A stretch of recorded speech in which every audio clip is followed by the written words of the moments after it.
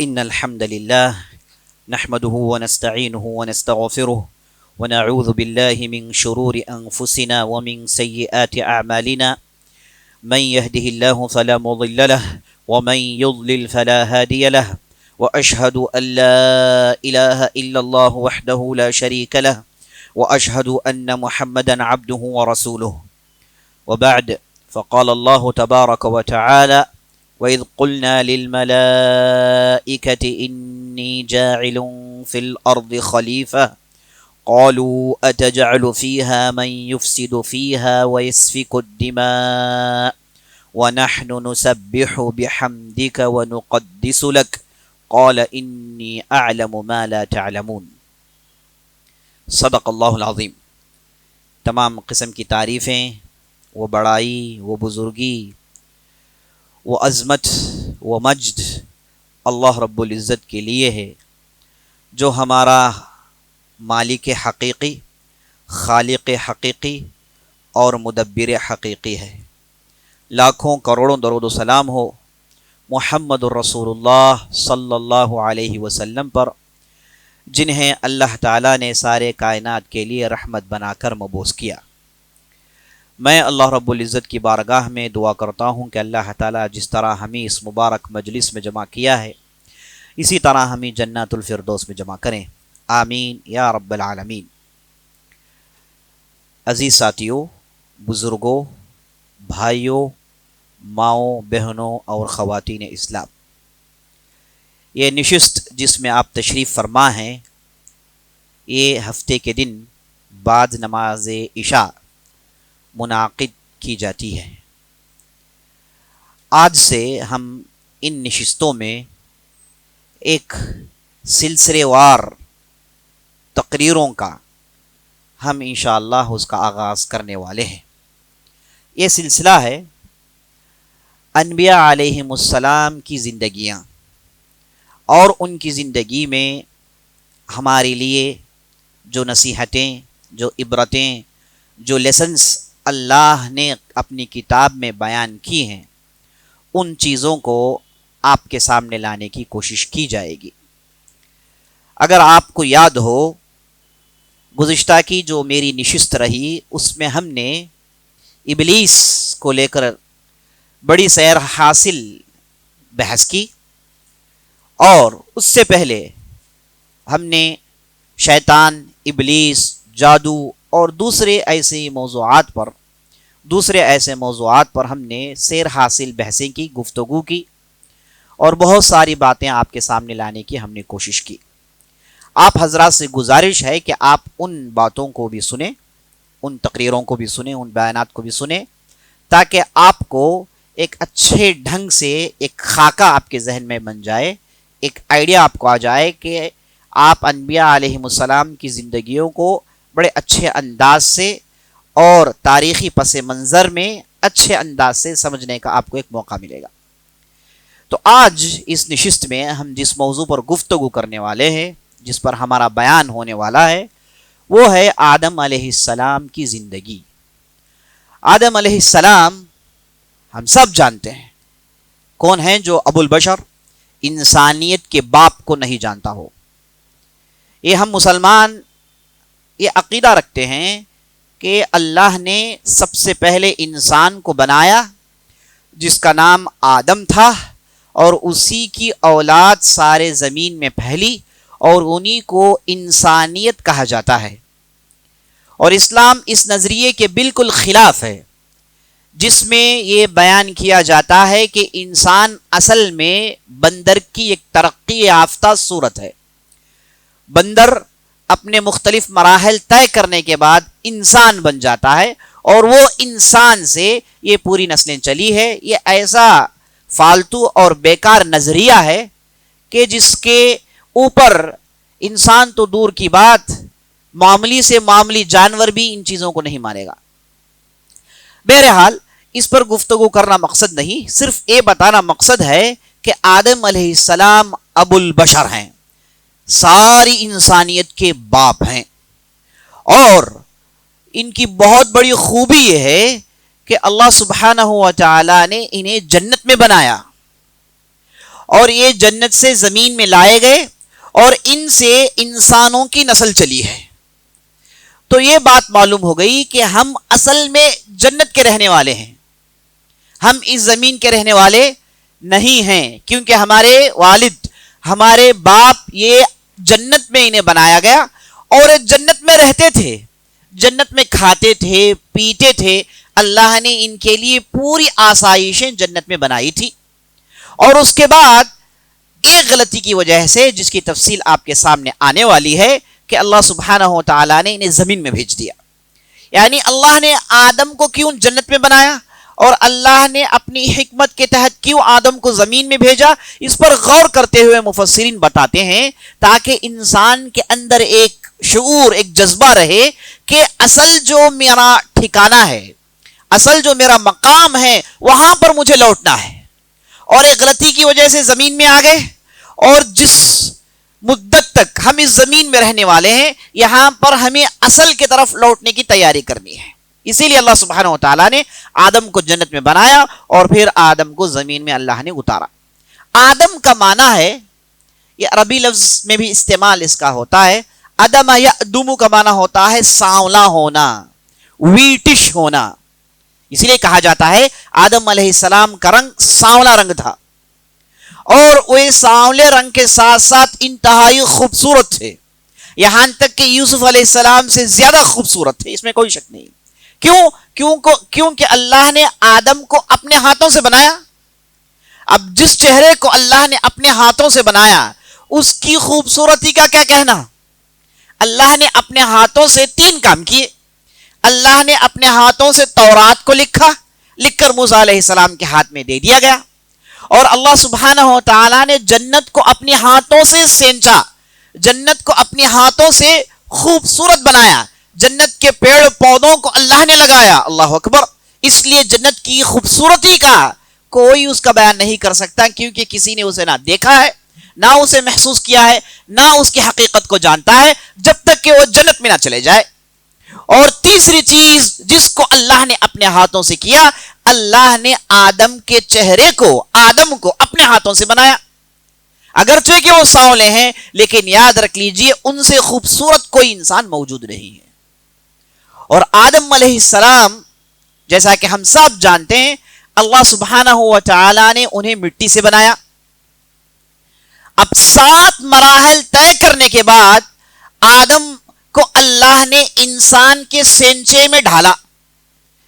پہلے آدم علیہ السلام کے تعلق سے اللہ نے کہا کہ ہم نے انسان کو مٹی سے بنایا، سوکھی مٹی سے بنایا، یہ پہلا مرحلہ. پھر اللہ نے اس سوکھی مٹی کو کہا کہ طین سے ہم نے بنایا. ہم نے اس سوکھی مٹی میں پانی ڈال دیا تو یہ مٹی بن گئی چکنی. اب اس چکنی مٹی کا لفظ قرآن میں استعمال ہوا ہے طین. اسی لیے آپ قرآن کا مطالعہ کریں گے، اللہ سبحانہ و تعالیٰ نے آدم کی خلقت، انسان کی پیدائش کی جب بھی گفتگو کرے گا کئی سارے الفاظ استعمال کیے جائیں گے. کبھی کہا جائے گا کہ تراب جو کہ سوکھی مٹی ہے، کبھی کہا جائے گا کہ طین جو کہ چکنی مٹی ہے، کبھی کہا جائے گا من حمأ مسنون یعنی چکنی مٹی جو دوسرا مرحلہ ہے. تیسرا مرحلہ اس کا یہ ہوا کہ اس مٹی میں سکھاڑ آ گیا، یہ مٹی سوکھ گئی تو اللہ کہتا ہے کہ ہم نے حمأ یعنی ایسی مٹی جو گیلی بننے کے بعد سوکھ گئی اس سے ہم نے آدم کو بنایا. ایک دوسری جگہ اللہ نے کہا کہ ہم نے آدم کو من صلصال کالفخار ٹھیکری سے بنایا. ٹھیکری کا معنی یہ جو آپ چکنی مٹی کے جو ہانڈیاں بنائی جاتی ہیں آپ دیکھے ہوں گے، اگر آپ اس پر چٹکی ماریں گے اندر سے ہالو ہونے کی آواز آئے گی، پوخل ہونے کی آواز آئے گی. اسی کو صلصال کہتے ہیں اور اسی کو فخار بھی کہتے ہیں. تو اللہ سبحانہ و تعالیٰ نے آدم علیہ السلام کی پیدائش میں چوتھے مرحلے کو اس ٹھیکری کی مٹی کو بنایا اللہ سبحانہ و تعالیٰ. اب جب یہ پورا مٹی کا ڈھانچہ بن گیا تو اللہ سبحانہ و تعالیٰ نے اسے 5ویں مرحلے میں صورت دی. وہ صورہ، اللہ نے اسے چہرہ بنایا اور ان کے جسم میں وہ ملامح پیدا کیے جس سے انسان نظر آتا ہے. اس کے بعد 6واں مرحلہ یہ کہ اللہ سبحانہ و تعالیٰ نے اس مٹی کے ڈھانچے میں فنفخت فیہ من روحی، ہم نے اپنی روح پھونکی اس کے اندر، ہم نے اس کے اندر اپنی روح پھونکی۔ یہ مرحلہ آنے سے پہلے بعض مفسرین کہتے ہیں کہ جب اللہ نے ایک مٹی کا ڈھانچہ بنا لیا جس میں چہرہ بنا دیا گیا، ابھی اس کے اندر زندگی نہیں آئی، ابھی اس کے اندر روح پھونکی نہیں گئی، اسے ایسے ہی رکھ دیا گیا تھا۔ تو ملائکہ آتے اور آ کر اس مخلوق کو دیکھتے اور بڑا تعجب کرتے، کیونکہ اللہ سبحانہ و تعالیٰ نے ملائکہ کے ذریعے سے اس مٹی کو جمع کیا۔ جیسے کہ بعض روایتوں میں مسند احمد کی روایت سے معلوم ہوتا ہے کہ اللہ نے زمین میں ملائکہ کو بھیجا، اور آپ کو یہ جان لینا چاہیے کہ زمین میں آدم کو لانے سے پہلے اللہ نے پوری زمین تیار کر لی۔ اور ہم قرآن پڑھتے ہیں تو قرآن میں اللہ سبحانہ و تعالیٰ کہتا ہے هو الذی خلق لکم ما فی الارض جمیعا، یہ اللہ ہے جس نے تمہارے لیے اس ساری زمین اور ساری زمین میں جو کچھ رکھا گیا ہے اللہ نے تمہارے لیے بنایا ہے۔ یعنی آدم کو لانے سے پہلے، آدم کی اولاد کو زمین میں لانے سے پہلے اللہ نے اس زمین کو ہموار کیا، اس دنیا کو بنایا۔ اس کی بھی تفصیل آپ دیکھیں گے قرآن کے اندر، اللہ کہتا ہے کہ 6 دن میں ہم نے اس دنیا کو بنایا اور اس زمین کو پھیلایا، زمین میں درخت نصب کیے، زمین میں پانی دوڑایا، زمین میں جنگلات بنائے، اور اس کے بعد اللہ نے جنوں کو پیدا کیا اور انہیں زمین میں چھوڑ دیا گیا۔ اور جب زمین میں جن رہے تو بعض مفسرین کہتے ہیں کہ انسانوں سے کئی ہزار سال پہلے، 2000 سال پہلے جنوں کو زمین میں چھوڑ دیا گیا تھا، اور ان کی باقاعدہ حکومت تھی، باقاعدہ زمین میں وہ اپنی حکومت کرتے تھے، اور باقاعدہ ان کی نسل بڑی تیزی سے پھیلی۔ لیکن پھر انہوں نے فتنے کیے، فسادات کیے، تو اللہ سبحانہ و تعالیٰ نے ملائکہ کو بھیجا، اور ملائکہ نے ان جنوں کو مار بھگایا۔ بعض روایتوں میں آتا ہے الا بحار الجزر، دور دراز جزیروں میں ان جنات کو لے کر جا کر پھینک دیتے ہیں، جہاں سناٹا ہے، جہاں آبادیاں نہیں ہوتی، وہاں پر جنوں کی کثرت ہوتی ہے۔ یہ پوری تفصیل ہم نے پہلے گفتگو کر لی جنوں کے تعلق سے۔ تو عزیز ساتھیو، اللہ نے ملائکہ کو حکم دیا کہ جائیں زمین سے مٹی لائیں۔ مسند احمد کی روایات کے مطابق ملائکہ زمین میں گئے تو زمین میں لگ بھگ 7 علاقوں سے مٹی کے موٹھی بھر مٹی کو لے کر آئے، اور اس مٹی سے اللہ سبحانہ و تعالیٰ نے انسان کی خلقت کی۔ اسی لیے کہتے ہیں اہل علم کہ انسان میں کوئی گورا ہوتا ہے تو کوئی کالا ہوتا ہے، کوئی سانولا ہوتا ہے، کوئی اچھا ہوتا ہے تو کوئی برا ہوتا ہے، اور انسان کے چہرے کے مختلف اشکال آپ کو دیکھنے کو ملتے ہیں۔ یہ سب اسی مٹی کی تاثیر ہے۔ اللہ نے اس مٹی کو سارے زمین سے جمع کیا تھا۔ تو اس کے بعد جب ڈھانچہ بنا دیا گیا تو فرشتے آتے ہیں، بڑے تعجب سے اس ڈھانچے کو دیکھتے ہیں، اور اس کے بعد آپس میں گفتگو کرتے ہیں، نکل جاتے ہیں، یہاں تک کہ ابلیس آتا ہے۔ ابلیس جس کا ملائکہ کے درمیان مقام تھا، بعض مفسرین کے نزدیک ابلیس کو اصل میں ملائکہ نے ارسٹ کیا، چونکہ ملائکہ کے ذریعے سے جنوں کو بھگایا گیا تھا، تو سرکش جنوں کو، بڑے جنوں کو ارسٹ کر کے ملائکہ اپنے پاس لے کر چلے گئے تھے۔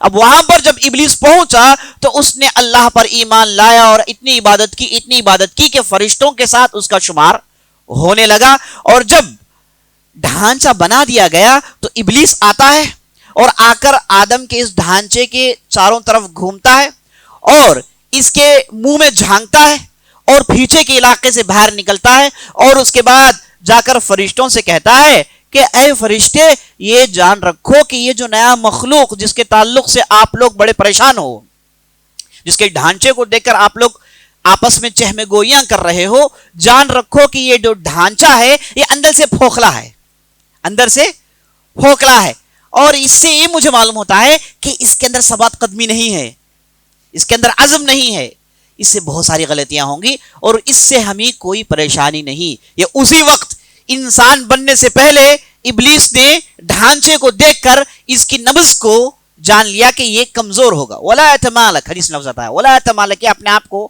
پکڑ نہیں سکتا، اس کے اندر ثبات قدمی نہیں ہے، اس کے اندر عزم نہیں ہے، اس سے ڈھیر ساری غلطیاں ہوں گی۔ یہ پہلے ہی اس نے بھانپ لیا تھا۔ اب ہوا ہے کہ جب آخری مرحلہ آیا، میں نے آپ کے سامنے 5 مرحلے پیش کر دیے، جب آخری مرحلہ آیا تو اللہ سبحانہ و تعالیٰ نے اس کے اندر روح پھونکی۔ حدیثوں میں آتا ہے کہ جیسے ہی اس ڈھانچے میں روح کو اللہ نے پھونکی، آدم علیہ السلام کو چھینک آ گئی، آدم علیہ السلام انسان بن گئے اور چھینکتے ہیں، اور جیسے چھینکتے ہیں کہتے ہیں الحمدللہ رب العالمین، اور ملائکہ انہیں کہتے ہیں کہ یرحمک اللہ، اللہ تم پر رحمت نازل کریں۔ تو آدم علیہ السلام کو اس ڈھنگ سے اللہ نے بنایا، مٹی کا ڈھانچہ، اور اس کے بعد اللہ نے اس میں روح پھونکی، اللہ نے اس کے اندر روح ڈالی، تو یہ بن گئے انسان، یہ بن گئے انسان۔ تو آدم کو اللہ سبحانہ و تعالی نہ کسی باپ سے نہ کسی ماں سے بنایا۔ اسی لیے جب عیسائیوں نے عیسیٰ علیہ السلام کو خدا بنا لیا، جب ان سے پوچھا گیا کہ بھائی کیسے عیسیٰ کو خدا کہہ سکتے ہو، تو عیسائیوں نے کہا کہ ہاں کیوں نہیں کہیں گے، ان کا تو کوئی باپ ہے ہی نہیں، ان کی پیدائش مکمل ایک معجزہ ہے، ایسا کوئی انسان دنیا میں نہیں ہے، تو یہ ہو نہ ہو یہ خدا کا بیٹا ہو سکتا ہے، نعوذ باللہ، یہ عیسائیوں کا دعویٰ ہے آج بھی۔ تو اللہ سبحانہ و تعالیٰ نے ایک آیت کے اندر اس کی جواب دی دی، ان مثل عیسیٰ عند اللہ کمثل آدم خلقہ من تراب ثم قال له کن فیکون۔ ارے بھائی عیسیٰ کے تو صرف باپ نہیں تھے نا، بھائی آدم کے نہ باپ ہے نہ ماں ہے، عیسیٰ کے تو صرف ماں باپ نہیں تھے نا، تم نے تو معجزہ کہا تو خدا بنا لیا۔ اب یہاں دیکھیے نہ باپ ہے نہ ماں ہے، مٹی سے ہم نے بنایا اور ہم نے کہا کہ ہو تو ہو گیا، اب ان کا کیا کریں گے آپ، ان کو کیوں نہیں خدا کا بیٹا کہتے؟ بڑی زبردست دلیل ہے، اس کا کوئی جواب نہیں آج تک ان لوگوں کے پاس، صرف ایک آیت کے اندر اللہ نے ان کی پورے عقیدوں کے ایوانوں کو ڈھا دیا، سبحان اللہ۔ تو اس طریقے سے اللہ سبحانہ و تعالیٰ نے آدم کی پیدائش کی، اور اس کے بعد آدم انسان بنتے ہیں، ان کی خلقت ہوتی ہے، انسان بنتے ہیں۔ جیسے ہی وہ انسان بن گئے، بعض روایتوں میں آتا ہے اللہ سبحانہ و تعالیٰ نے کہا کہ جاؤ جا کر فرشتوں میں سلام پیش کرو، تو آدم علیہ السلام گئے، جا کر فرشتوں میں سلام پیش کیا، فرشتوں نے وعلیکم السلام کہا، اور اس کے بعد اللہ نے آدم سے کہا اے آدم یہ تیری اور تیری نسل کے لیے سلام کہنے کا یہی طریقہ ہے، یہی الفاظ تمہیں بطور سلام کہنا ہے، گریٹنگز کے لیے یہی چیز ہم تم پر متعین کرتے ہیں۔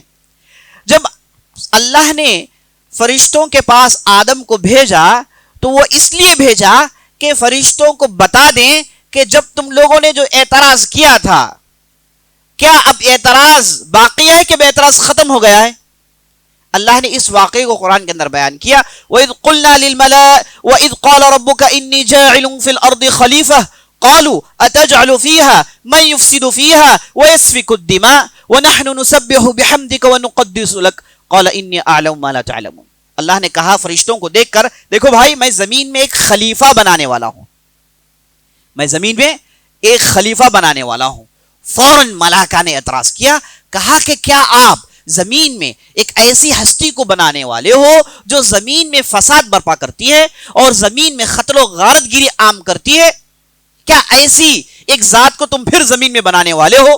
جیسا کہ آپ نے سنا ملائکہ نے جنوں کے ساتھ ان کا جو سابقہ پڑھا تھا وہ سابقے کا ادھر وہ ذکر کر رہے ہیں، تو اللہ سبحانہ و تعالیٰ نے ملائکہ سے کہا کہ خاموش رہیے، ہم جانتے ہیں ان چیزوں کو جن کے تعلق سے آپ کے پاس علم نہیں ہے، جن کے تعلق سے آپ کے پاس علم نہیں ہے۔ تو ملائکہ کہا قالوا سبحانک لا علم لنا الا ما علمتنا انک انت العزیز الحکیم، اے اللہ تو تیری ذات پاک ہے اور ہم نہیں جانتے، تو ہی سب کچھ جانتا ہے۔ تو ملائکہ نے اپنی پوری عاجزی اور اپنی پوری کمزوری کا اظہار کیا جو کہ ابلیس نے نہیں کیا۔ اب ہوا یہ کہ اللہ نے جب آدم کو بنایا، کہا کہ جاؤ جا کر سلام کہو، تو جب آدم ملائکہ کے سامنے گئے تو ملائکہ خاموش رہ گئے، اور اس موقع پر اللہ نے قرآن میں کہا وَعَلَّمَ آدَمَ الْأَسْمَاءَ كُلَّهَا ثم عرضهم على الملائكة فقال انبئوني باسماء هؤلاء ان كنتم صادقين۔ جب آدم پہنچے ان لوگوں کے پاس، اللہ نے آدم کو تمام چیزوں کا علم دیا تھا، ہر چیز کا نام جانتے تھے، ہر چیز کے بارے میں جانتے تھے، جتنی بھی چیزیں دنیا میں آنے والی ہیں سب کا علم اللہ نے آدم کے سینے میں ڈال دیا۔ اور جب آدم فرشتوں کے سامنے گئے تو فرشتوں سے دیکھ کر اللہ نے کہا کہ دیکھو ہم نے آدم کو بنایا ہے، اس کے پاس ڈھیر سارا علم ہے، اور اس کے بعد آدم سے کہا کہ بتاؤ جتنے بھی نام تم جانتے ہو بتاؤ انہیں۔ تو فرشتوں نے جب ان کا علم دیکھا اش اش کرنے لگے اور خاموشی سے اللہ کے ہاں اپنی کمزوری کا اعتراف کرنے لگے۔ تو عزیز ساتھیو، یہاں پر اللہ سبحانہ و تعالیٰ نے آدم کو سب کا علم دیا۔ اسی لیے ایک حدیث میں بخاری کی روایت ہے، جب قیامت کا دن برپا ہوگا، بہت سارے لوگوں کے حق میں فیصلہ ہو جائے گا، بہت ساروں کے حق میں جہنم کا فیصلہ ہوگا، اور ایک گروہ ایسی ہوگی جن کے حق میں فیصلہ نہیں ہوا ہوگا۔ اب یہ گروہ بہت پریشان ہوگی۔ اب یہ لوگ سفارش ڈھونڈتے ہوئے نکلیں گے۔ ان میں سے بعض لوگ کہیں گے کہ چلو آدم کے پاس جاتے ہیں، وہ ہمارے والد ہیں، ان سے سفارش کا مطالبہ کریں گے، انشاءاللہ وہ ہمارے لیے سفارش کریں گے۔ تو یہ لوگ آگے بڑھتے ہیں آدم علیہ السلام کے پاس، جا کر آدم کے پاس سفارش کرتے ہوئے 3 صفتوں کا بیان کرتے ہیں۔ کہتے ہیں کہ اے آدم، آپ ہمارے والد ہو، اللہ نے تمہیں اپنے ہاتھوں سے بنایا، اور اللہ نے تمہارے سامنے سجدے میں گرایا فرشتوں کو، اور اللہ نے تمہیں سارے چیزوں کا نام کا علم دیا۔ تو آدم علیہ السلام کی 3 خوبیوں کا ذکر کرتے ہیں، اور آدم علیہ السلام ان کی تعریف سننے کے بعد کہتے ہیں کہ کیا تمہیں نہیں معلوم کہ تمہارے والد کو جنت سے نکال دیا گیا تھا یہ غلطی کی وجہ سے، اور اللہ سبحانہ و تعالی عین ممکن ہے کہ اس غلطی کے تعلق سے آج ہم سے پوچھ لیں، اس لیے جرت نہیں ہوتی کہ جائیں دوبارہ سامنے حاضری دیں۔ تو اس کے بعد وہاں سے وہ نوح کے پاس چلے جاتے ہیں۔ تو اس میں جو نقطہ قابل غور ہے کہ ان لوگوں نے آدم علیہ السلام کی 3 صفتوں کا ذکر کیا۔ اس میں کون سی صفت نہیں ہے؟ اس میں روح پھونکنے کا ذکر نہیں ہے۔ اب یہی چیز ہم موسیٰ علیہ السلام سے جب گفتگو ہوتی ہے وہاں پر دیکھتے ہیں۔ یہ بھی جو ہے بخاری وغیرہ کی روایت ہے کہ اللہ سبحانہ و تعالی نے جب موسیٰ علیہ السلام کو اٹھایا تو موسیٰ علیہ السلام نے کہا کہ اے اللہ، مجھے آدم کو دیکھنے کی خواہش ہے۔ صحیح روایت ہے، مجھے آدم کو دیکھنے کی خواہش ہے۔ تو اللہ سبحانہ و تعالیٰ نے آدم کو موسیٰ کے سامنے پیش کر دیا۔ یہ عالم برزخ ہے۔ یہ مت سمجھیے کہ آپ آدم کا زمانہ کون سا ہے، موسیٰ کا زمانہ کون سا ہے۔ یہ زمانہ، یہ ٹائم لیمٹ اس دنیا میں ہے۔ یہ برزخ کی دنیا میں یہ کوئی ٹائم لیمیٹیشن نہیں ہوتا ہے نا، وہاں پر ٹائم نہیں ہے۔ تو اللہ سبحانہ و تعالیٰ نے وہاں پر آدم اور موسیٰ کی ملاقات کی، اور جیسے ہی موسیٰ نے آدم کو دیکھا، موسیٰ نے فوراً آدم سے سوال کر لیا۔ یعنی موسیٰ نے بنی اسرائیل کے ساتھ ایسے دن گزارے جو انتہائی کھٹن تھے، اور بدترین منافقین کے ساتھ انہوں نے زندگی گزاری، اور ہمیشہ سے نافرمان رہے، اور ہمیشہ سے روکردانی کرنے والے، تو پریشانی کافی ہوئی انہیں۔ تو انہیں ہمیشہ یہ چیز گویا کہ دل میں چبھ رہی تھی کہ بھائی آدم نے آخر جنت میں وہ پھل کھایا کیوں، ہم اس دنیا میں آخر آئے کیوں، اتنی پریشانیاں آخر جھیلیں کیوں، گویا کہ ان کے دل میں بات چبھ رہی تھی۔ تو جیسے ہی آدم سے ملاقات ہوئی تو موسیٰ علیہ السلام نے تقریر سنا دی۔ موسیٰ علیہ السلام نے کہا کہ آپ کو اللہ نے اپنے ہاتھ سے بنایا، اور آپ کو اللہ نے سجدوں کروایا فرشتوں سے، اور آپ کو اللہ نے نام کا علم دیا، اور آپ کے اندر اللہ نے اپنی روح پھونکی۔ یہ 4 صفت والے آپ کیسے غلطی کر سکتے ہیں؟ آپ کی غلطی کی وجہ سے ہم لوگ جنت سے باہر آ گئے، ورنہ ہم سب جنت میں ہوتے تو بڑے مزے سے رہتے، اتنی پریشانیاں جھیلنے کی کیا ضرورت تھی۔ تو آدم علیہ السلام باپ ہے، باپ ہوتا ہے، بیٹا ہوتا ہے۔ تو آدم علیہ السلام نے کہا کہ کیا تمہیں تقدیر پر ایمان نہیں؟ نبی ہو تم، رسول ہو، تقدیر پر ایمان لانا رکن ہے، ورنہ ایمان مکمل نہیں ہوگا۔ کیا تمہیں تقدیر پر ایمان نہیں ہے؟ کیا اللہ نے جو لکھا ہے اس پر تمہیں ایمان نہیں ہے؟ تو اس کے بعد نبی صلی اللہ علیہ وسلم کہتے ہیں وَحَجَّ آدَمُ موسیٰ، آدم نے موسیٰ کو ڈیبیٹ میں ہرا دیا۔ آدم نے موسیٰ کو ڈیبیٹ میں، موسیٰ لاجواب ہو گئے، خاموش کھڑے رہے، ٹکٹکی باندھ کر دیکھتے رہے، کچھ جواب ان سے بن نہیں پڑا۔ تو اس حدیث میں 4 صفتوں کا ذکر آیا ہے کہ اللہ نے آپ کو اپنے ہاتھوں سے بنایا، اللہ نے فرشتوں سے سجدہ کروایا، اور اللہ نے آپ کو مختلف ناموں کا ذکر علم دیا، اور اللہ نے آپ کے اندر اپنی روح پھونکی۔ تو یہ 4 صفت کا ذکر آیا۔ تو اس حدیثوں سے معلوم ہوتا ہے کہ آدم علیہ السلام کا کتنا بڑا مرتبہ ہے۔ تو اس کے بعد آدم علیہ السلام جب فرشتوں کے سامنے گئے اور اپنے علم کا ثبوت دیا تو فرشتے بالکل خاموش رہ گئے، اور اس کے بعد اللہ سبحانہ و تعالیٰ نے آدم کی خلقت مکمل کی۔ تو آدم کو اور تشریف بخشنے کے لیے اور عزت بخشنے کے لیے کہا کہ تم جاؤ جنت میں رہو۔ ان کی جو پیدائش ہوئی، ان کی جو خلقت ہوئی، وہ جنت سے باہر ہوئی ہے نا۔ اب اس کے بعد اللہ نے آدم کو جنت میں ڈال دیا، اور آدم علیہ السلام جنت میں رہے۔ اور جیسا کہ نبی صلی اللہ علیہ وسلم ارشاد فرماتے ہیں کہ آدم علیہ السلام کی لمبائی 60 گز کی تھی، ایک اونچے کھجور کے درخت سے اونچے تھے ہے نا۔ ان کے جسم اور سر میں ڈھیر سارا بال تھا، اور یہ حیا پسند تھے، اپنے شرمگاہ کو چھپاتے تھے. انسان کی جب خلقت ہوئی تب سے اس کے اندر حیا تھی اور تب سے وہ اپنے سطر کو چھپاتا تھا. بے سطر ہونا یہ انسان کی طبیعت میں نہیں ہے. کیا آپ نہیں دیکھتے چاہے آدمی جتنا بھی ننگا ہو جائے کم از کم اپنے شرمگاہ کو چھپاتا ہے. 1000 مرتبہ کہے کہ بھائی کوئی شرم ورم کی کوئی چیز نہیں، کہنے والے کہتے ہیں ہمیں شرم نہیں آتی، ہم جانوروں جیسے ہیں، لیکن وہ بھی کچھ نہ کچھ چھپاتے ہیں، ہے نا. ایسے نہیں ہوتا کہ وہ بالکل جانوروں کی طرح آ جاتے ہیں مجلس میں، ہے نا. ایسا تو ہوتا نہیں ہے. کیوں؟ کیونکہ یہ خلقت میں ہے، اپنے آپ کو چھپانا یہ خلقت میں ہے. تو آدم علیہ السلام کی پیدائش یہ سطر پوشی کے ساتھ ہوئی. بعض مفسرین نے کہا کہ ان کے پاس کوئی کپڑا وغیرہ نہیں ہوتا تھا بلکہ ایک روشنی ہوتی تھی جو ان کے شرمگاہوں کو ڈھانکتی تھی، جیسے امام حسن البصری نے کہا. تو بہرحال آدم علیہ السلام جنت میں چلے گئے اور جنت میں رہے. اب جنت میں آدم علیہ السلام رہے تو وہاں پر ہوا ہے کہ آدم علیہ السلام کھوئے کھوئے سے تھے، ہے نا. کوئی آدمی چاہے ڈسٹرب کرنے کے لیے، ورنہ زندگی میں کوئی مزہ نہیں. تو ایک مرتبہ آدم علیہ السلام سو رہے تھے تو جب اٹھ کر دیکھا تو ان کے سر کے پاس ان کی بیوی حوا بیٹھی ہوئی تھی. تو آدم علیہ السلام ششدر ہو کر پوچھنے لگے کہ آپ کون ہیں؟ تو انہوں نے کہا کہ میں حوا ہوں، اللہ نے مجھے بنایا ہے. تو آدم نے پوچھا کہ آپ کو کیوں اللہ نے بنایا ہے؟ تو حوا نے کہا تاکہ آپ میرے پاس سکون حاصل کریں، لتسکن الیہ. تو یہ حوا کا جواب تھا. اور آپ صلی اللہ علیہ وسلم نے بخاری وغیرہ کی روایت میں بیان کیا کہ اللہ نے آدم سے حوا کو بنایا، ان کے الٹے ہاتھ کی طرف جو ریڑھ کی ہڈی ہے اس میں سے اللہ نے حوا کی پیدائش کی، وہاں سے حوا علیہ السلام کو اللہ نے بنایا. اور نبی صلی اللہ علیہ وسلم کہتے ہیں چونکہ ریڑھ کی ہڈی سے بنائی گئی ہیں تو اس لیے ان کے تعلق سے چوکنا رہنا، ان سے زیادہ زور اور زیادہ نرمی دونوں نہ کرنا، بلکہ ان کے ساتھ میانہ روی درمیان کی راہ اختیار کرنا. کیونکہ جب سختی کرو گے ریڑھ کی ہڈی کے ساتھ تو توڑ بیٹھو گے، اگر سختی نہیں کرو گے تو وہ بنڈ کی بنڈ رہ جائے گی. تو آپ اس کے ساتھ بڑے بیلنس کے ساتھ ڈیل کرنا ہے. وَاسْتَوْصَوْا بِالنِّسَاءِ خَيْرًا، یعنی عورتوں کے ساتھ بڑے بیلنس کے ساتھ پیش آنا سیکھ لیجئے، یہ آپ صلی اللہ علیہ وسلم کہتے ہیں. تو اس حدیث سے بات معلوم ہوئی کہ اللہ سبحانہ و تعالیٰ نے آدم علیہ السلام کی ریڑھ کی ہڈی سے حوا علیہ السلام کو بنایا. اور جب آدم علیہ السلام کی پیدائش ہو گئی تو آدم علیہ السلام جنت میں چلے گئے. تو آدم علیہ السلام کو سلام کی تعلیم دی گئی. تو آدم علیہ السلام نے اللہ سے پوچھا کہ اللہ تم نے کہا کہ یہ سلام تمہارے لیے اور تمہاری نسل کے لیے، اے اللہ میری نسل یہ کیا ہے، میری اولاد یہ کیا ہے؟ آدم کو نہیں معلوم تھا. تو اللہ سبحانہ و تعالیٰ نے آدم کو پکڑا.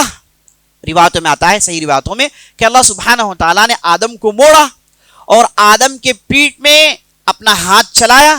تو آدم علیہ السلام کی پوری نسل اور پوری روحیں ادھر جمع ہو گئی، پوری نسل اور پوری روحیں جمع ہو گئی. اور اس کے بعد آدم علیہ السلام سے کہا گیا کہ یہ تمہاری اولاد ہے، یہ تمہاری ذریت ہے. تو آدم علیہ السلام بعض لوگوں کو دیکھتے ہیں اور رونے لگتے ہیں اور بعض لوگوں کو دیکھتے ہیں خوش ہو جاتے ہیں. پوچھا گیا تو آدم علیہ السلام کو بتایا گیا کہ یہ وہ لوگ ہیں جو جنت جانے والے ہیں، یہ وہ لوگ ہیں جو جہنم میں جائیں گے. تو جب نبی صلی اللہ علیہ وسلم یہ حدیث سنا رہے تھے تو بعض صحابہ نے پوچھا یا رسول اللہ اگر جنتی متعین ہیں، جہنمی مقرر ہیں تو پھر عمل کیوں کریں یا رسول اللہ؟ یعنی سب کچھ پہلے ہی فیصلہ ہو چکا ہے تو ہم آخر عمل کیوں کریں؟ تو نبی صلی اللہ علیہ وسلم نے بڑی پتے کی بات بتائی، بڑی حکمت کی بات بتائی، کئی سارے الجھنوں کو دور کرنے والی، کئی ساری گتھیوں کو کھولنے والی بات سنائی. کہا کہ اگر تم جنتی ہو تو تمہارا عمل جنتیوں جیسا ہوگا، تو اس لیے عمل کرتے رہو، اچھے عمل کرتے ہو، نماز کے پابند ہو، حرام سے اپنے آپ کو بچاتے ہو، حلال حاصل کرنے کی کوشش کرتے ہو اور نیکیوں میں آگے بڑھنے کا جذبہ ہے، اللہ کے لیے قربانی دینے کا جذبہ ہے، جان لو کہ تم جنتی کے راستے میں ہو. اب یہ راستہ آپ ٹھیک ڈھنگ سے اینڈ کر پاؤ گے یا نہیں کر پاؤ گے یہ تمہارے اندر منحصر ہے. اگر تمہارے اعمال برائیوں سے بھرے ہوئے، اللہ کا نہ خوف ہے، اللہ کے رسول کا نہ خوف ہے، ہر قسم کی چیز جیسے ہی پیسہ آئے چلے گا، کوئی بھی فکر نہیں، حلال و حرام میں تمیز نہیں، ہر طریقے سے زندگی گزارے، من مانی کرے تو جان لے گے جہنمی کا راستہ ہے. تو آسانی سے نبی صلی اللہ علیہ وسلم بتا دیا کہ آپ اپنے آپ کو اسٹیمیٹ کریں. آپ اگر نیک اعمال کرنے کا جذبہ ہے، نیک بننے کا جذبہ ہے، اس راستے میں جانے کی کوشش کر رہے ہیں یا پھر اس راستے میں آپ ہیں، تو جان لیجئے کہ انشاءاللہ آپ جنت میں اینڈ اپ کریں گے۔ اگر آپ کا رویہ ٹھیک نہیں، طور و طریقہ ٹھیک نہیں، تو آپ بدل لیں، یہ لائن میں آنے کی کوشش کریں، کیونکہ جس لائن کو آپ نے پکڑا ہے یہ سیدھے جہنم کو جانے والا ہے۔ نبی صلی اللہ علیہ وسلم نے کہا اعملوا کل میسر لہ عملہ، اے لوگوں عمل کرو، جو آدمی جس جگہ جانے والا ہے اس جگہ کے اعتبار سے اس کے اعمال اس کے لیے آسان ہو جائیں گے۔ یعنی اگر جنتی ہے آدمی تو جنتیوں کے اعمال اس کے لیے آسان ہو جائیں گے، اگر آدمی جہنمی ہے نعوذ باللہ تو اس آدمی کو جہنم کے اعمال آسان کر دیے جائیں گے۔ تو اس کے بعد آدم علیہ السلام نے جب ان روحوں کو دیکھا تو اللہ سبحانہ وتعالی نے ان روحوں سے ایک عہد لیا، کہا قال الست بربکم، اے روحیں بتاؤ کہ کیا میں تمہارا رب نہیں ہوں؟ یہ قیامت کے دن آ کر نہیں کہنا کہ اللہ نے ہمیں صحیح راستہ نہیں دکھایا ہے، اور قیامت کے دن آ کر یہ نہیں کہنا کہ ہم شرک میں تھے کسی نے ہم کو نہیں بچایا، یہ نہیں کہنا۔ ابھی سے جان لو ہم عہد لے رہے ہیں تم سے کہ ہم تمہارے رب ہیں اور تم کو ہماری عبادت کرنی ہے، اور اس کا ذکر قرآن کے اندر موجود ہے۔ تو تمام روحوں نے اللہ کے ہاں بیعت کی، اللہ کے ہاں وعدہ کیا کہ اے اللہ ہم زمین میں جائیں گے تو تمہارے علاوہ کسی اور کی عبادت نہیں کریں گے۔ تو جب آدم علیہ السلام نے ان روحوں پر نظر ڈالی تو بعض روحیں بڑی چمکدار تھی، ان میں سے ایک روح جس کے چہرے میں بلا کی روشنی ہے۔ تو آدم علیہ السلام پوچھتے ہیں کہ بھائی یہ روشنی والے آدمی کون ہیں؟ تو فوراً انہیں حاضر کر دیا جاتا ہے، کہا جاتا ہے کہ یہ تمہارا لڑکا داؤد ہے علیہ السلام۔ تو آدم علیہ السلام ان سے اتنے خوش ہوتے ہیں کہ انہیں کچھ دینا چاہتے ہیں۔ تو آدم علیہ السلام نے اللہ سے پوچھا کہ اے اللہ میرے بیٹے داؤد کی زندگی کتنی ہوگی؟ تو انہیں بتایا گیا کہ ان کی زندگی 60 سال کی ہوگی۔ تو آدم علیہ السلام نے کہا کہ میری زندگی سے 40 سال نکال کر ان کی زندگی میں ڈال دے، ان کے لیے 100 سال کی زندگی کر دیں۔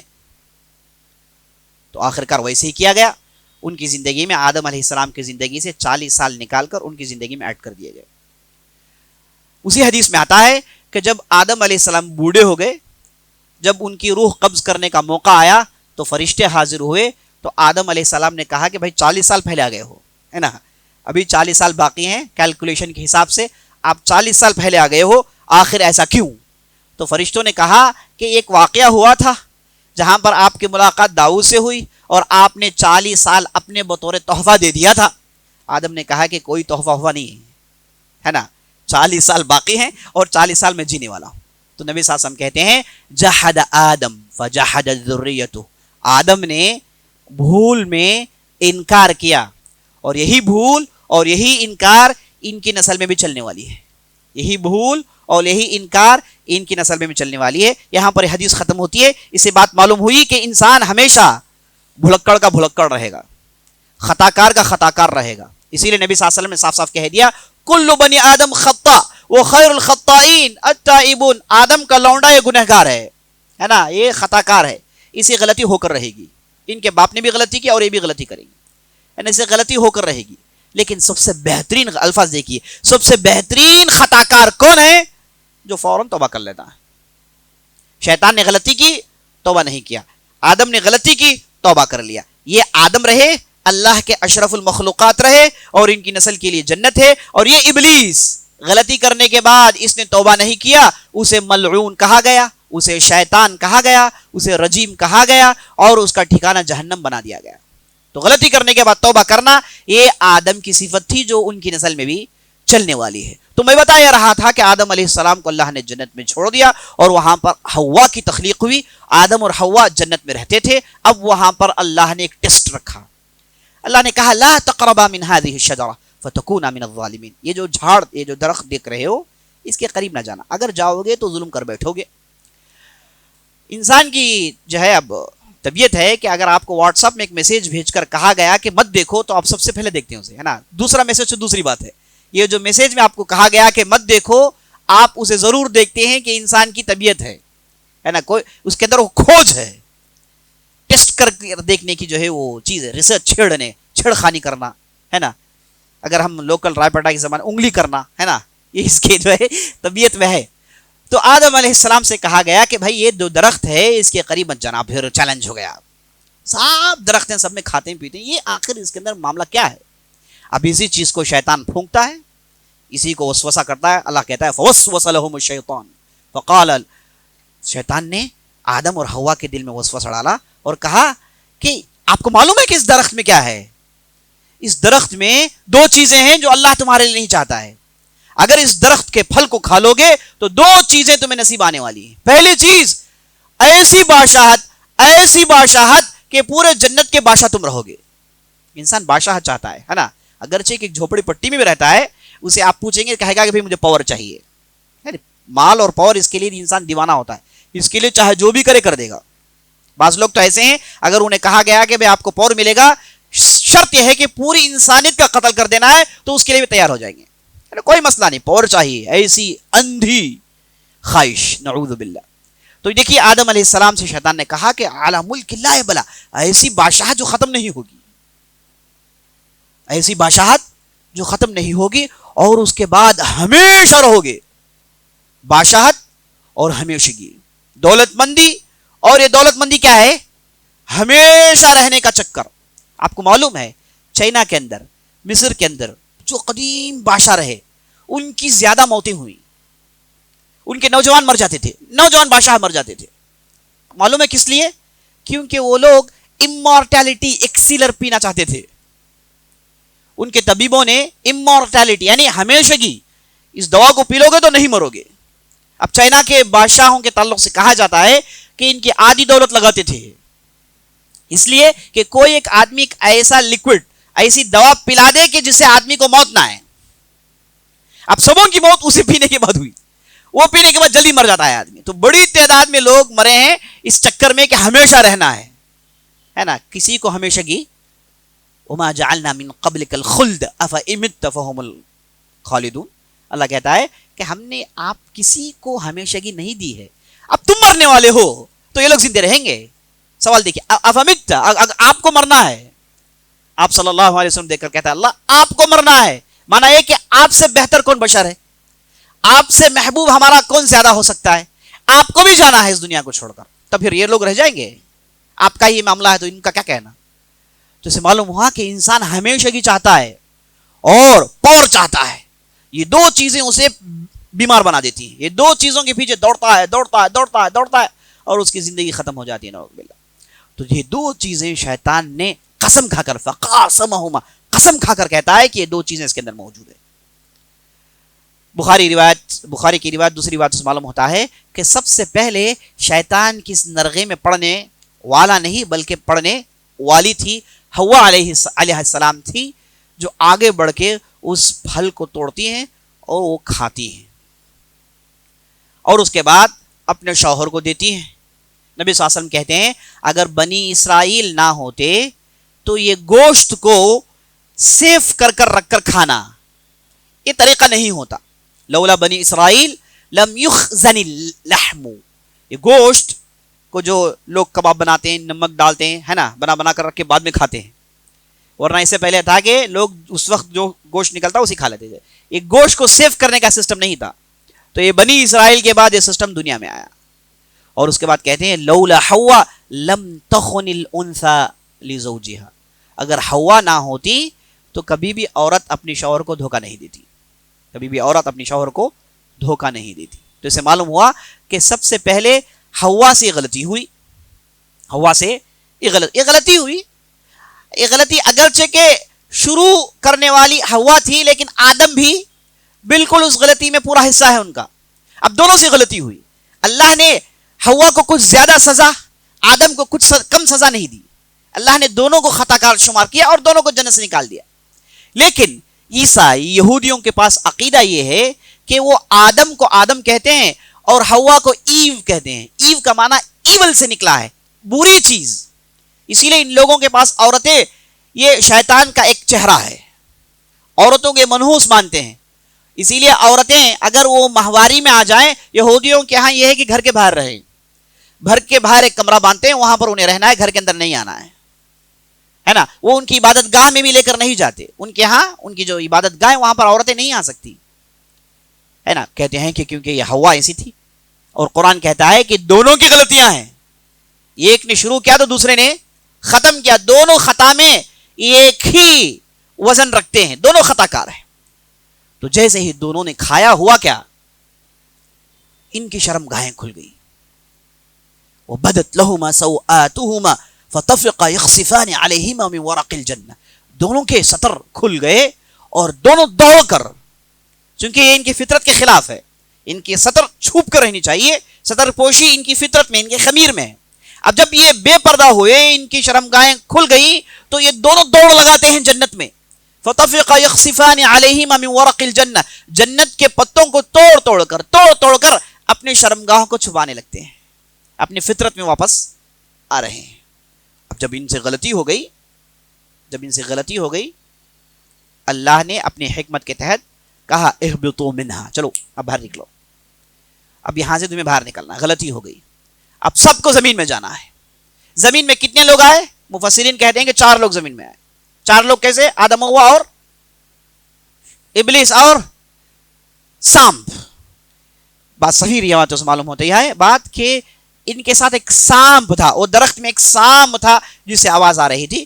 بہرحال مفسرین کے درمیان اختلاف ہے, لیکن بعض معتبر مفسرین نے کہا کہ بعض سانپ تھے جو زمین میں اوپر سے گرے, اور اسی لیے نبی صلی اللہ علیہ وسلم حدیث میں کہا ما سالمنہن منذ حاربناہن, یعنی سانپ ایک ایسا جانور ہے جب سے ان سے لڑائی ہوئی اس کے بعد کبھی ان سے امن کی بات نہیں ہوئی, ہمیشہ کے لیے ان سے لڑائی رہ گئی. اسی لیے ابلیس اور شیطان کا سب سے مشہور اور سب سے گوٹو چہرہ کیا ہے؟ سانپ ہے. گوٹو چہرہ ان کا سانپ ہے. تو یہ 4 چیزیں تھیں جو اوپر سے نیچے گرا دی گئی, اور اس کے بعد آدم زمین میں آئے, حوا زمین میں آئی, تو دونوں کو اپنے غلطی کا احساس ہوا. قالا ربنا ظلمنا انفسنا وان لم تغفر لنا وترحمنا لنكونن من الخاسرین. دونوں بیک زبان چیخ کر کہتے ہیں کہ اللہ ہم سے غلطی ہو گئی, اگر آپ نہ معاف کریو ہم برباد کر دیے جائیں گے. دونوں چیخ کر اقرار کرتے ہیں. اور اللہ سبحانہ وتعالی نے قرآن میں ایک جگہ کہا فَتَلَقَّى آدَمُ مِن رَبِّهِ بِكَلِمَاتٍ, اللہ نے آدم کو بعض کلمات سکھائے.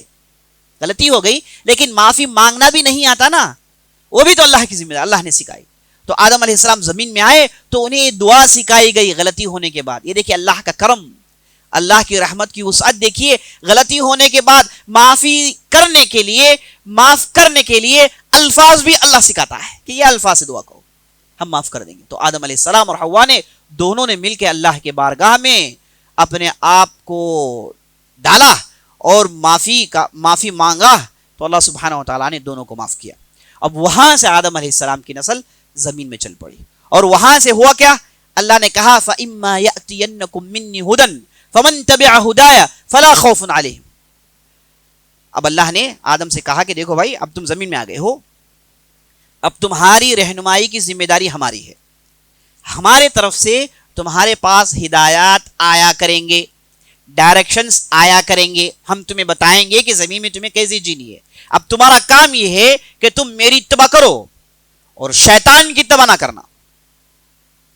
اب جب شیطان نے تو وہاں پر پوری اجازت کے ساتھ زمین میں حاضری دی, اللہ نے جب نکالا تو کہا فَأَنظِرْنِي إِلَىٰ يَوْمِ يُبْعَثُونَ, اچھا ایسا معاملہ ہے تو اجازت دو, قیامت تک دیکھ لیتے ہیں کہ کون ہے. اور ایک دوسری جگہ قال فبما اغويتني لاقعدن لهم صراطك المستقيم ثم لآتينهم من بين ايديهم ومن خلفهم وعن ايمانهم وعن شمائلهم ولا تجد اكثرهم شاكرين. کیا کہتا ہے؟ فبما اغويتني, تیری قسم, اے اللہ تیری قسم. شیطان کہتا ہے اے اللہ تیری قسم, جیسے تو نے مجھے نکال دیا ہاں سے, میں تیری قسم کھا کر کہتا ہوں کہ میں ان کے سیدھے راستے میں بیٹھ جاؤں گا, ان کے سامنے سے آؤں گا, ان کے پیچھے سے آؤں گا, ان کے دائیں سے آؤں گا, ان کے بائیں سے آؤں گا, اور ہر ممکن کوشش کروں گا. اور اے اللہ تو نہیں پائے گا ان میں سے اکثر لوگوں کو شکر گزار, تو نہیں پائے گا ان میں سے اکثر لوگوں کو شکر گزار. اللہ نے کہا کہ چلو مانتے ہیں ہم, لیکن یاد رکھنا میرے جو مخلص بندے ہیں اس میں تیرا کچھ نہیں چلنے والا ہے. ایک دوسرے کا اللہ نے کہا وَاسْتَفْزِزْ عَلَيْهِمْ بِصَوْتِكَ, یعنی ہم تمہیں پوری چھوٹ دیتے ہیں, تم تمہاری آواز استعمال کرو, تمہارے پیر ہاتھ سب استعمال کرو, اور اس کے بعد انہیں گمراہ کرو.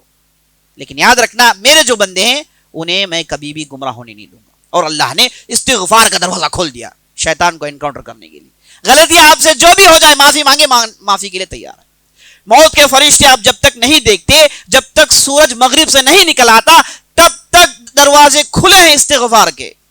اللہ کی رحمت سے مایوس نہ ہوئیو، 100 قتل کر دیے، معافی مانگو، معاف کرنے کے لیے تیار ہے۔ سبحان اللہ، اللہ نے رحمت کے دروازے، مغفرت کے دروازے کھول دیے۔ اور بعض روایتوں میں آتا ہے شیطان کو یہ حسرت ہوتی ہے کہ وہ کہتا ہے کہ آدم کو حکم ہوا کہ سجدہ کریں، فرشتوں کو حکم ہوا کہ سجدہ کریں، فرشتوں نے سجدہ کیا اور آدم کو جنت مل گئی، اور مجھے حکم ہوا کہ سجدہ کرے، میں نے سجدہ کرنے سے انکار کیا اور مجھے اللہ نے نعوذ باللہ جہنم میں ڈال دیا۔ یہ ابلیس کی ہمیشہ کی حسرت تھی۔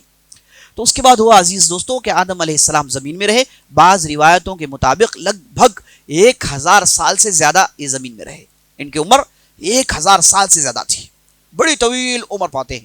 اور ان کے ہاں جب بھی زچگی ہوتی تو جوڑے پیدا ہوتے، ایک مرد ایک عورت، اس طریقے سے 120 جوڑے پیدا ہوئے ان کے ہاں۔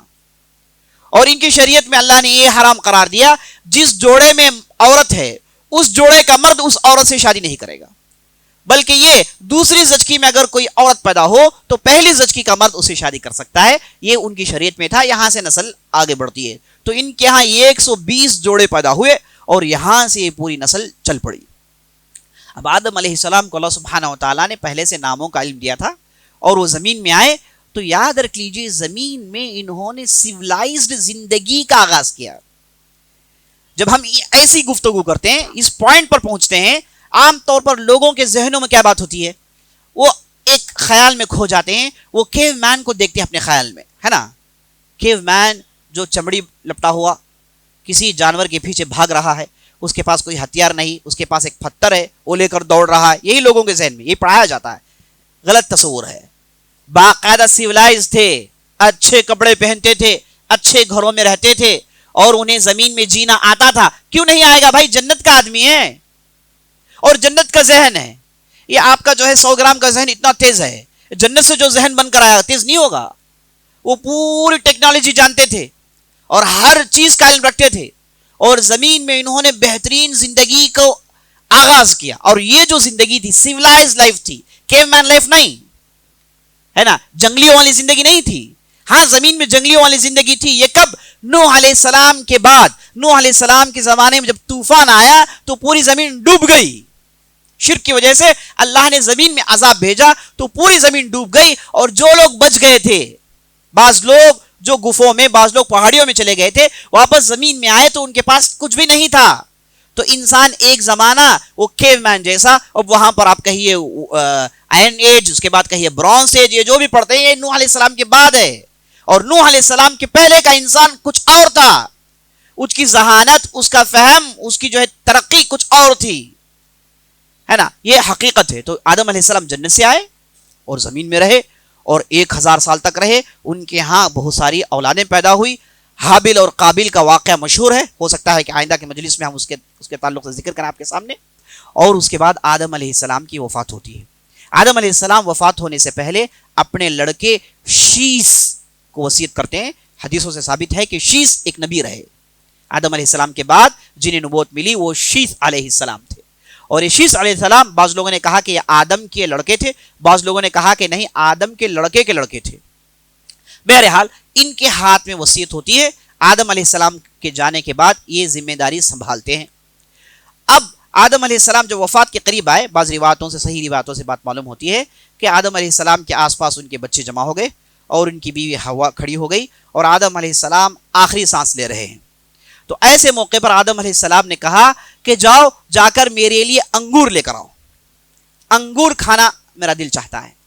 تو ان کے لڑکے نکلے انگور توڑنے کے لیے، ساتھ اپنے ساتھ کھلاڑی وغیرہ لے کر۔ تو راستے میں ان کی ملاقات فرشتوں سے ہوتی ہے۔ فرشتے پوچھتے ہیں کہ کہاں جا رہے ہو؟ کہا کہ ہمارے والد نے انگور کھانے کی خواہش کا اظہار کیا۔ تو فرشتوں نے کہا کہ نہیں، واپس چلو، ان کا تو معاملہ تمام ہو گیا ہے، یعنی وفات پا گئے ہیں۔ تو اس کے بعد فرشتے آتے ہیں، اور وہ زمانہ ایسا تھا کہ فرشتوں سے گفتگو ہوتی تھی عام لوگوں کی۔ تو فرشتے آتے ہیں اور آدم علیہ السلام کی وفات ہو جاتی ہے، اور آدم علیہ السلام کو اٹھاتے ہیں، انہیں کفناتے ہیں، ان پر نماز پڑھتے ہیں، اور انہیں لے کر جا کر زمین میں دفن کرتے ہیں، اور دفن کرنے کے بعد دعا کرتے ہیں، اور اس کے بعد ملائکہ آدم کی اولاد کو دیکھ کر کہتے ہیں ہذہ سنتکم اس طریقے سے دفن کرنا چاہیے. یہی طریقہ ہے جسے تمہیں فالو کرنا چاہیے. تو آدم علیہ السلام کا واقعہ یہیں پر ختم ہوتا ہے. عزیز ساتھیو، آدم علیہ السلام کی زندگی کو اللہ نے قرآن میں پیش کیا ایک مقصد کے ساتھ. قرآن کوئی قصوں کی کتاب نہیں ہے، قرآن کوئی واقعات سنانے کی کتاب نہیں ہے. ہر واقعے کے پیچھے کچھ نہ کچھ مقصد ہوتا ہے، ہر واقعے کے پیچھے کچھ نہ کچھ عبرت اور کچھ نہ کچھ فائدہ ہوتا ہے. آدم علیہ السلام کی آپ زندگی دیکھیں گے، اس سے سب سے پہلا فائدہ، سب سے پہلا درس جو ہم اور آپ کو سیکھنا ہے وہ یہ ہے کہ انسان طبیعتی طور پر غلطی کرے گا، لیکن معافی کا دروازہ ہمیشہ کھلا ہے. آپ سے جب بھی غلطی ہو جائے معافی مانگتے رہیں، غلطی ہو جائے معافی مانگتے رہیں. ترمذی کی روایت ہے، ایک صحابی آتے ہیں، آپ صلی اللہ علیہ وسلم سے پوچھتے ہیں یا رسول اللہ میں نے غلطی کی معافی مانگی، میں نے غلطی کی معافی مانگی، میں نے غلطی کی میں نے معافی مانگی، غلطی کی میں نے معافی، 4 مرتبہ. کیا اللہ معاف کرے گا؟ نبی صلی اللہ علیہ وسلم نے کہا کہ ہاں. بازو جو صحابہ تھے وہ تعجب میں پڑ گئے. پوچھا کہ یہ کیسے؟ تو نبی صلی اللہ علیہ وسلم نے کہا کہ اللہ معاف کرنا پسند کرتا ہے. اور وہ صحابی روایت کرنے والے کہتے ہیں اگر نبی صلی اللہ علیہ وسلم کے پاس 100 مرتبہ بھی کہا جاتا تو نبی صلی اللہ علیہ وسلم وہی کہتے. تو اللہ سبحانہ و تعالیٰ معاف کرنے کے لیے تیار ہے. اور شیطان کا حملہ یہ ہوتا ہے کہ غلطی کروانے کے بعد آپ کے دل میں مایوسی ڈالے گا.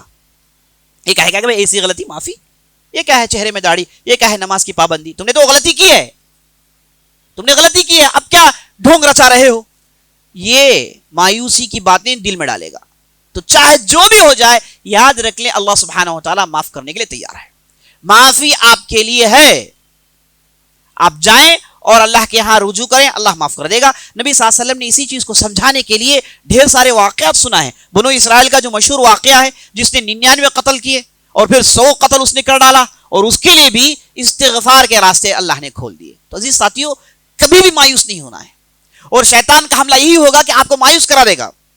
جب آپ برائی کر رہے ہوں گے آپ کو خوب اوپر چڑھائے گا، جب آپ کے اندر احساس پیدا ہوگا تو آپ کو نیچے ڈھکیلے گا. یہ شیطان غم میں، مایوسی میں ڈالنا یہ شیطان کا فن ہے، یہ شیطان کا ایک زبردست حملہ ہے. اسے ہم اور آپ کو سمجھنا چاہیے.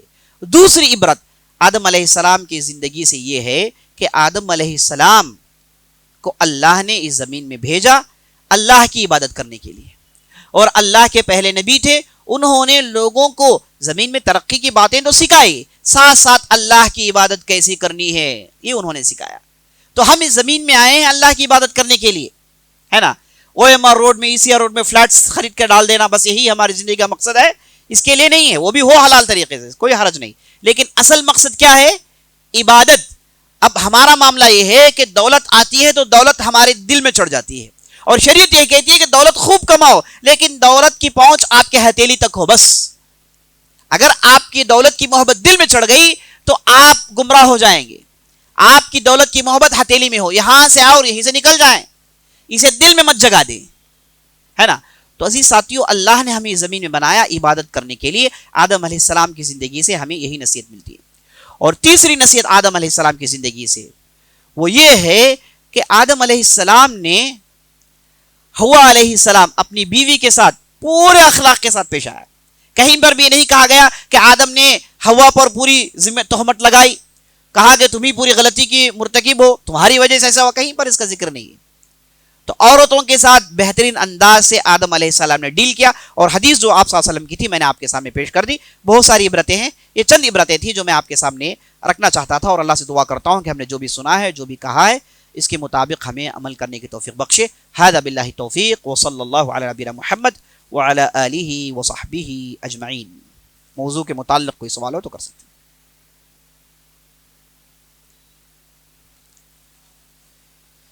سوال کر رہے ہیں کہ آدم علیہ السلام نے جو پھل کھایا تھا وہ کیا پھل تھا؟ ابھی آپ کو میں نے انسان کی فطرت بتائی، جو چیز چھپائی جاتی ہے وہ جاننا چاہتا ہے.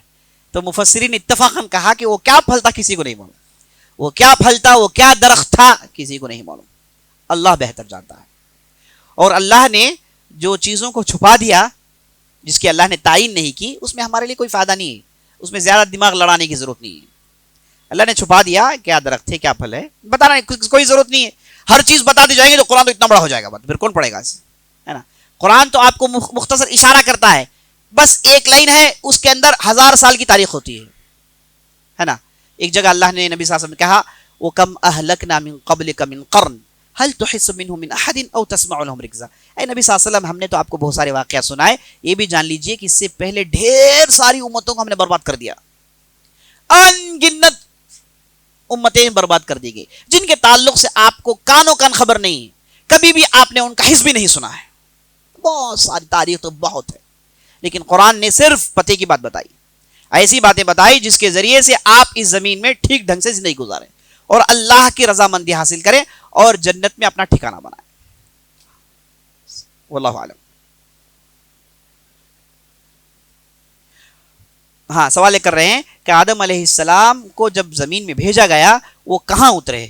اس تعلق سے بھی کوئی صحیح روایت، معتبر روایت موجود نہیں ہے. بعض لوگ کہتے ہیں کہ ہندوستان، بعض لوگ کہتے ہیں کہ ہوا کو ادھر جدہ میں اتارا گیا اور دونوں کی ملاقات عرفات کے میدان میں ہوئی. یہ صرف کہی سنی باتیں، کوئی معتبر روایت سے یہ چیز ہمیں معلوم نہیں ہوتی. ہو سکتا ہے، انکار نہیں. ابھی جو آدم سرکل وغیرہ جو دکھاتے ہیں سری لنکا کے اندر، ہو سکتا ہے، چونکہ ہمارے پاس کوئی معتبر ذریعہ نہیں انکار کرنے کا، تو ہم کہیں گے کہ ہو سکتا ہے. واللہ اعلم.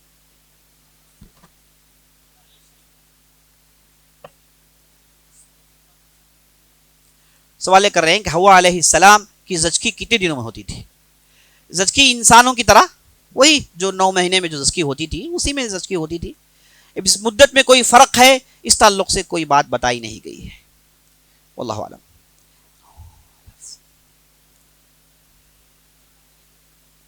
آدم علیہ السلام سوال کر رہے ہیں کہ کیا آدم علیہ السلام نے اللہ کو دیکھا؟ دیکھیے اس تعلق سے بھی کچھ آیا نہیں ہے، اور اللہ سبحانہ و تعالی کو ہم دیکھیں گے انشاءاللہ جنت میں جانے کے بعد، جنت الفردوس میں جانے کے بعد اللہ سبحانہ و تعالیٰ کی ہماری دیدار ہوگی. تو جنت میں جانے کے لیے خواہش کرنے کے لیے سب سے بڑی چیز جو خواہش ہم کو کرنی ہے وہ یہ ہے کہ اللہ کی دیدار ہوگی.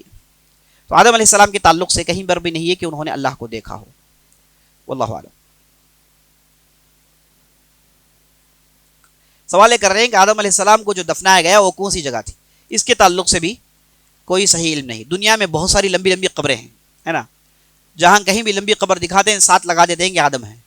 اب یوٹیوب جا میں جا کے چیک کریے، دنیا کے کئی حصوں میں ہیں. اب اتنے حصے ہو گئے کہ پتہ چل گیا کہ جھوٹ ہے. اگر ایک ہی جگہ ہوتا تو پورے طور پر یقینی کہہ سکتے کہ بھائی ایک ہی جگہ ہے. اب ہر جگہ، اب ترکیہ میں ہے، پھر یہاں پر جدہ کے اندر کہتے ہیں کہ لمبا ہے. ایسا نہیں ہے، صحیح یقینی طور پر کچھ نہیں کہہ سکتے. واللہ اعلم.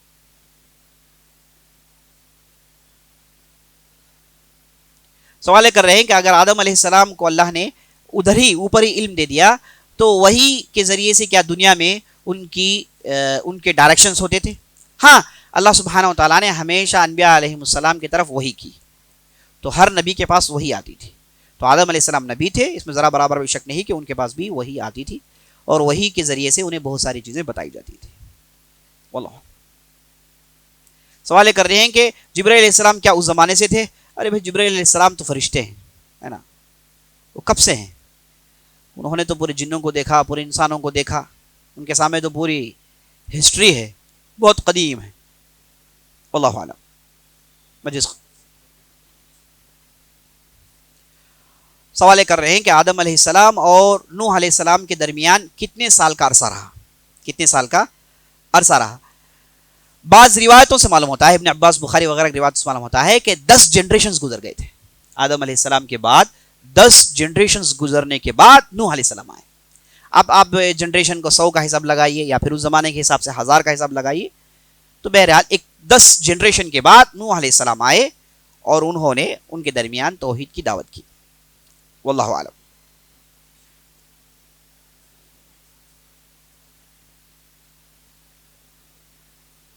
قرآن میں ہے. سوال کر رہے ہیں کہ حابل اور قابل اور آدم علیہ السلام کی جو تدفین ہوئی، کیا حابل و قابل کے اس واقعے میں بھی ایک کوے کے ذریعے سے انہیں بتایا گیا تھا کہ ایسے ہی تدفین کرنا ہے؟ اچھا، یہ جو تدفین ہوئی وہاں پر صرف وہی صاحب تھے جنہوں نے قتل کیا، کوئی دوسرے نہیں تھے، اور دوسروں کو یہ علم نہیں ملا، اور اس کے بعد وہ صاحب گمراہی میں رہے، قتل کیے اور گمراہی میں رہے. کہا جاتا ہے کہ انہی کی وجہ سے پورے فتنے بعد میں شروع ہوئے. لیکن یہ نبی کی جو ہے نبی کی تدفین کا مسئلہ تھا، اور سارے لوگ کھڑے ہوئے تھے، اچھے لوگ، اور ان کے ذریعے سے تعلیم آگے بڑھانی تھی. تو یہاں پر انہیں کہا گیا کہ یہ تمہاری سنت ہے جس کی تمہیں اتباع کرنی ہے. ٹھیک ہے، مجلس ختم کر لیتے ہیں. سبحانک اللہم و بحمدک اشہد ان لا الہ الا انت استغفرک و اتوب الیک.